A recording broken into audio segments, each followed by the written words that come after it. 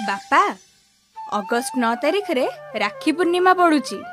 एथर नानी को कौन गोटे भल गिफ्ट देबी। टंका 500 भलिया देले। हाँ? 500? एबे तो एते टंका। बापा आमर छतु चाष आरंभ करिबा। एथर राखी पूर्णिमा रे मो कोना को गिफ्ट देबी। आउ हाँ एणिकी घरर छोट मोट खर्च भी मो बुझिबी। अपा तो पाखरे पैसा कोठु आसिला? अरे आम सरकार कथा देई कथा रखिचंती परा। एई राखी पूर्णिमा माने अगस्ट 9 तारिख रे मो बैंक खाता को आसुची सुभद्रार तृतीय किस्ती पूरा 5000। बुझिलु? आपण माने भी सुभद्रा सहायता को विनियोग करी स्वाभिमान सह स्वावलंबी होई निजको सशक्त करंतु।